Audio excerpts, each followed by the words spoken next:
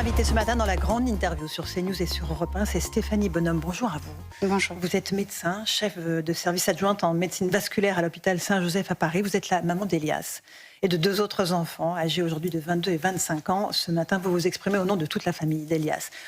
Aujourd'hui, alors que le rapport de l'inspection générale de la justice sera rendu au Premier ministre dans le cadre de la mort de la petite Liana, vous avez choisi de vous exprimer, Stéphanie Bonhomme. On va écouter avec beaucoup d'attention ce que vous avez à nous dire ce matin, vos questions.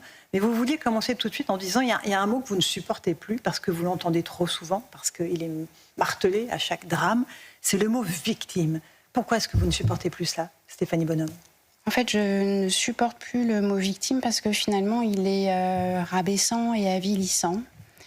Et en fait, ces enfants qui parlent dans la pédocriminalité, ces enfants qui parlent, ces femmes qui dénoncent les violences conjugales, finalement, ce ne sont pas des victimes, ce sont des super-héros. Des super-héros. Des super-héros et des super-héroïnes. Et quand je regarde toute la famille d'Elias, quand je regarde ces enfants qui continuent à se lever le matin, à être à l'heure, à étudier, à travailler, lorsque je nous vois, nous, les parents d'Elias, et que j'imagine les autres parents, en fait, nous sommes un peuple de traumatisés. Et pourtant, nous sommes là. Nous continuons à avancer. Et ce mot victime, avant, il renvoyait à un peuple d'invisibles. Et pour moi, aujourd'hui, on est des super-héros parce que certes, nous mettons parfois un genou à terre, mais nous nous relevons toujours. Et donc, le terme super-héros fait que de la victime invisible, nous passons à un statut d'invincible. Et visible. Et visible. Qui parlent et qui prennent la parole, comme vous le faites ce matin, Stéphanie Bonhomme. Vous préférez ça pour, encore une fois, surmonter le traumatisme et faire quelque chose d'utile de ces drames qui vous sont arrivés ? Oui, parce que je pense qu'il faut faire quelque chose de ce que l'on nous a fait. C'est-à-dire que ce n'est pas de la résilience. On nous a fait du mal. On a, à titre, dans notre famille, on nous a pris notre enfant, on a tué notre enfant. Et de ça, il faut faire quelque chose, qui est un peu le cas des super-héros. Et cette notion d'invincibilité et de visibilité des victimes, c'est un terme qu'a très bien compris le garde des Sceaux. Les 2 ministres de l'Intérieur, Bruno Retailleau, avant et maintenant Laurent Nunez. Donc ce statut des victimes qui évolue, eux l'ont parfaitement compris et pour nous, c'est important. Stéphanie Bonhomme, j'imagine que vous avez une pensée pour la famille de la petite Liana. Il y a ce rapport qui est rendu aujourd'hui. On attend ses conclusions, un rapport de justice et de la gendarmerie. Visiblement, d'après les premières informations, c'est un problème de traitement des plaintes. Jérôme Barella avait plusieurs plaintes pour viol et agression sexuelle. C'est un enchaînement de faits, un enchaînement de défaillances individuelles qui ont conduit à ce drame. Vous les connaissez évidemment que trop bien, ces défaillances-là, Stéphanie Bonhomme. Nous les connaissons parce que nous avons nous-mêmes, suite au meurtre d'Elias, il y a eu une mission de l'inspection générale de la justice qui a mis en évidence des dysfonctionnements et des carences au sein du tribunal pour enfants de Paris, mais qui a mis aussi en évidence un manque de discernement des décisions des juges des enfants. Et qu'est-ce qui s'est passé après ce rapport ? Et là, c'est là où ça devient compliqué. C'est-à-dire que c'est très bien de demander des rapports. Mais qu'est-ce qu'on en fait ? Qu'est-ce qu'on en fait ? Et en fait, il a fallu que moi, la mère d'Elias, j'envoie des mails au directeur adjoint du garde des Sceaux pour savoir quelles sont les mesures correctives apportées. Plusieurs mails avant d'avoir des réponses. J'ai envoyé des lettres à Pascale Bruston, qui est la présidente du tribunal pour enfants de Paris, qui par ailleurs au début était juge des enfants et en plus a eu à connaître et à prendre en charge sur le plan judiciaire les meurtriers d'Elias. Et ces lettres, je n'ai jamais eu de réponse. Donc oui aux missions, mais que fait-on de cette mission et de ces missions après ? Bien sûr. Et surtout, l'important, c'est que nous, les proches des victimes, on soit au courant. C'est-à-dire que ça Ce n'est pas à nous de courir après des réponses. Stéphanie Bonhomme, rappelons que le 24 janvier 2025, Elias, votre fils aîné de 14 ans, rentrait de son entraînement en foot avec son meilleur ami. Il a été attaqué à coups de machette par 2 individus de 16 et 17 ans qui avaient interdiction de se voir, qui étaient connus de la justice. Il lui avait demandé son téléphone, ce qu'il a fait, évidemment. Il est mort terrifié. Il est mort, je crois, le lendemain d'une hémorragie interne provoquée par ses blessures. Le premier passage à l'acte de ces 2 individus était remonté à l'âge de 13 ans. Rien n'a été fait pour stopper ce parcours de délinquance, vous dites, aujourd'hui. Des choses ont été faites, mais des choses qui n'avaient pas de sens. C'est-à-dire que les mesures judiciaires qui ont été appliquées, les mesures éducatives judiciaires, ont toujours été les mêmes. Et aujourd'hui, il est important pour nous de rencontrer ces juges des enfants. Ça fait la 9e fois que je prends la parole, ça fait la 9e fois que je sollicite cette rencontre. Cette rencontre à droit constant, puisque je travaille avec des juristes et des professeurs de droit, elle peut avoir lieu. Et nous, on a des questions qui vont nous permettre de comprendre, on demande des explications pour comprendre pourquoi la juge des enfants du 30 octobre 2024, qui est face à ceux qui vont être les meurtriers d'Elias, présumés, lorsqu'elle les voit, elle prononce une interdiction de rentrer en contact. Moi, j'ai une question. Or, ils habitaient dans le même immeuble. Or, ils habitent dans le même immeuble. C'est Donc, ça le problème. Lorsqu'on parle de clochardisation de la justice, je pense que tout juge a au minimum un ordinateur et un téléphone portable. Ou alors, ils n'en ont pas, et là, je tombe de ma chaise. Mais je pense qu'il est capable... Enfin, que ces juges sont capables de noter les 2 adresses. Et de voir que c'est le même endroit. Et si elle ne l'a pas fait, nous aimerions savoir pourquoi. Et si elle l'a fait, pourquoi le 30 octobre 2024, cette juge pour enfants ne s'est pas dit, mais depuis toutes ces années, en fait, cette interdiction de rentrer en contact, elle n'a pas de sens. Donc ça veut dire qu'on est 1 an et demi après la mort de votre fils, que vous n'avez jamais rencontré les 3 juges qui ont pris cette décision-là. Ils ont toujours refusé de vous rencontrer ? Alors en fait, ils ne refusent pas. Il y a une autre juge des enfants qui est encore plus impliquée, puisque elle a eu à les suivre en fin d'année 2023 et elle les revoit en novembre 2024. Donc cette juge-là, pour le coup, elle sait qu'ils habitent ensemble, enfin dans la même résidence. Elle sait qu'ils ne respectent pas la mesure d'interdiction de rentrer en contact. Et pour autant, elle ne va pas... elle va les laisser continuer d'aller et venir. Elle va leur donner une impunité judiciaire. Et donc, nous, on a besoin de les rencontrer. Et ce qui est intéressant, c'est qu'on a envoyé des lettres à ces juges et systématiquement, ces lettres sont interceptées par Peyman Gallé-Marzan, qui est le premier président du tribunal judiciaire de Paris. Et en fait, c'est lui qui répond aux lettres. Ce ne sont pas les 3 juges en question. Ce ne sont pas les 3 juges en question. Donc, on voit bien que la hiérarchie, les hauts magistrats, verrouillent tout. Peut-être que ces juges, en tout cas, on sait que sur ces 3 juges, il y en a une qui aimerait nous rencontrer, mais en tout cas, la hiérarchie verrouille la possibilité d'une rencontre avec les juges des enfants. C'est une violence de plus qu'on vous fait, Stéphanie Bonhomme, aujourd'hui. C'est du mépris. C'est du mépris de l'institution judiciaire, c'est du mépris du président du tribunal judiciaire, Peyman Gallé-Marzan. C'est du mépris de Jacques Boulard, du premier président de la Cour de l'appel. Vous y allez là, vous donnez les noms. En fait, je ne donne pas le nom des juges des enfants, non. Mais par contre, les hauts magistrats, on les a rencontrés, donc il n'y a aucun problème. Ils le disent eux-mêmes. Et en fait, il faut comprendre que ces hauts magistrats n'ont pas de courage. Ils n'ont pas de courage parce qu'ils n'ont pas été capables de prendre la voie de passage juridique qui existe pour que cette rencontre ait lieu. C'est-à-dire qu'ils n'ont pas compris le caractère réparateur et humain de cette rencontre.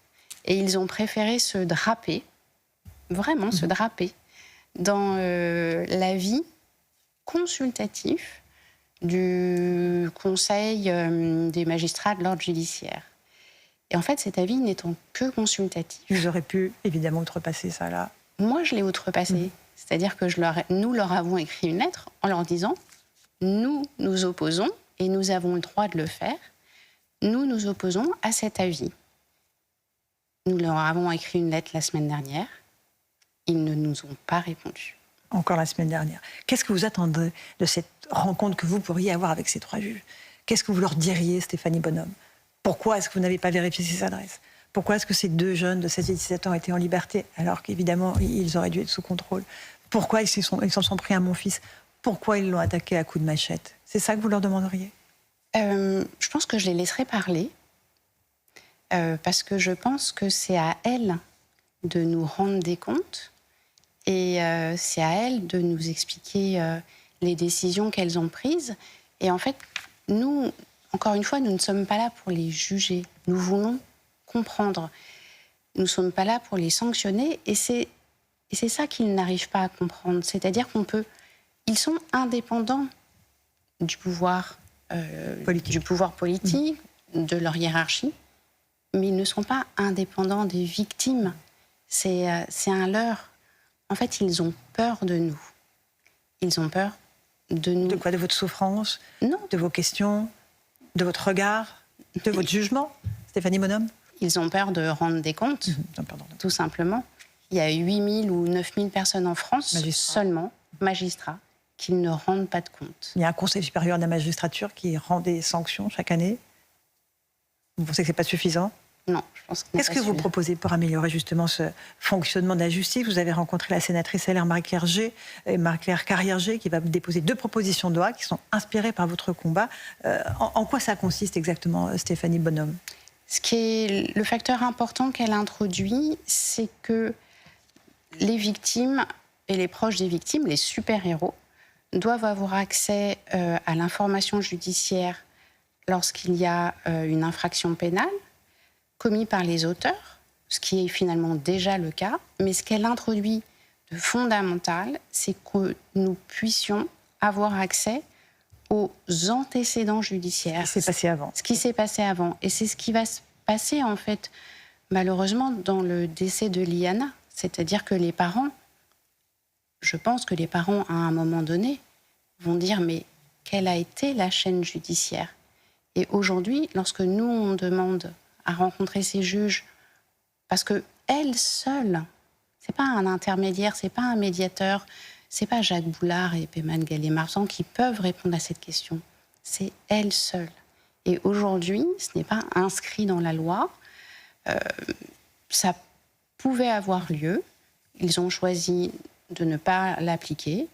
Donc, puisque les juges sont la bouche des lois, eh bien, on va les obliger à rendre des comptes sur les faits commis par les auteurs et les faits antécédents. Et ça induirait une faute disciplinaire grave, le manque de respect envers les victimes. Oui. Donc ça amènerait des sanctions. Oui. Et ça, c'est vraiment révolutionnaire. Et c'est transpartisan. Vous avez reçu, on parle d'une sénatrice LR, il y a aussi des députés socialistes qui vous soutiennent? Oui, j'ai rencontré la députée Céline Hervieux à l'Assemblée nationale, qui est une députée du Parti socialiste. C'est une proposition qui est légitime, qui a du sens et surtout qui vise à renforcer les droits des victimes. Donc je pense qu'il n'y aura pas de discussion, de blocage. Je l'espère en tout cas.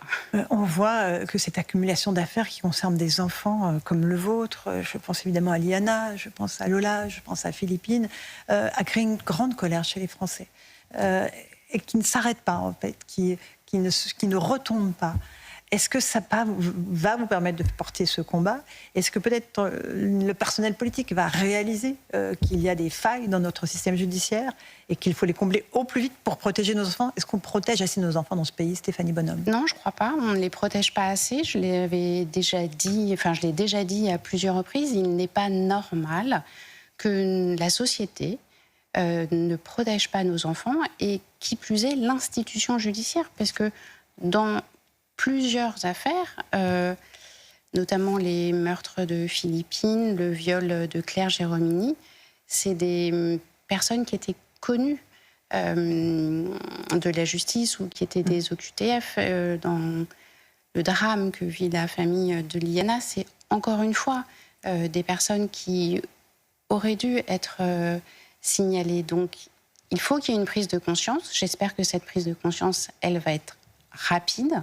Sinon, les différents candidats à l'élection présidentielle devront s'emparer de ce sujet parce que c'est un sujet, effectivement, qui est primordial et viscéralement important pour les Français. On le voit dans la colère qui s'exprime, qui est une colère très, très forte.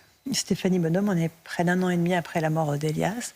Comment est-ce que vous tenez debout encore? Est-ce que c'est ce combat que vous menez en son nom qui vous fait tenir debout? Est-ce que vous n'êtes pas épuisé par ce combat?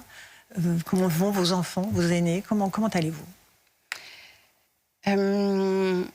C'est douloureux de voir ces enfants vous dire j'en ai marre de la vie.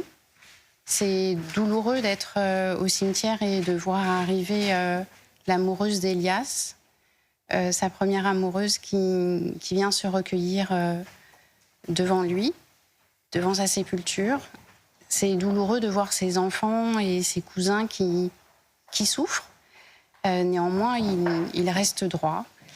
Et en ce qui concerne ma dignité et mon calme... Vous êtes très digne et très calme. Je pense qu'elle est en miroir de la laideur et de la cruauté des meurtriers d'Elias et qu'elle est en miroir de la laideur et de la condescendance de Jacques Boulard. J'aimerais raconter cette scène, si vous me permettez. Qui est Jacques Boulard? Jacques Boulard, le premier président de la Cour d'appel de Paris. J'aimerais raconter en quelques minutes cette scène. Nous sommes le 19 décembre, nous sommes dans le bureau de Jacques Boulard, en présence de Peyman Gallé-Marzan et de mes avocats. Au bout de 2h30 de discussion assez stérile, je regarde Jacques Boulard et en fait, je lui tends la main. Et je lui dis, c'est la main d'Elias que nous vous tendons, à vous, les magistrats du siège. La défiance envers la magistrature est complète. Ce que je vous propose, humblement, c'est de prendre la main d'Elias et que cette rencontre avec les juges des enfants ait lieu pour rétablir aussi la confiance avec l'institution judiciaire. Et en fait, je lui tends la main d'Elias, et je lui dis qu'Elias devrait être un trait d'union entre notre famille, les victimes, le peuple français et l'institution judiciaire. Et à ce moment-là, il lève les yeux au ciel et répète pour la 10e fois « Nos règles nous contraignent ». Alors voilà, Jacques Boulard est un haut magistrat, mais c'est un petit homme. Et je suis capable de le dire aujourd'hui. C'est un petit homme. Et moi, je m'appelle Stéphanie Bonhomme. Je viens d'une lignée d'hommes bons. Elias était un enfant bon. Et face au manque d'humanité, au manque de respect, au manque de dignité de Jacques Boulard, face à cette incapacité à saisir la main d'Elias, nous, la famille d'Elias, nous demandons sa démission. Et il est le bienvenu sur nos antennes s'il veut répondre à ce que vous dites ce matin, Stéphanie Bonhomme. Un dernier mot concernant la justice. On est 1 an et demi après les faits. Est-ce qu'il y a un procès prévu pour les 2 agresseurs présumés de votre fils? Est-ce qu'il y a une date? Est-ce que vous savez ce qui se passe côté judiciaire pour eux? Oui, l'ordonnance de mise en accusation a été rendue par la juge d'instruction et nous attendons la date du procès. Est-ce que c'est important, ce procès? Vous l'attendez? Il sera une forme de réparation? Non, il n'y aura jamais de réparation. Nous ne pardonnerons jamais aux meurtriers d'Elias d'avoir pris la vie de notre enfant. Nous ne leur pardonnerons jamais de l'avoir empêché de grandir, d'être ce qu'il devait être. De l'avoir terrifié. De l'avoir terrifié, d'avoir terrifié son ami.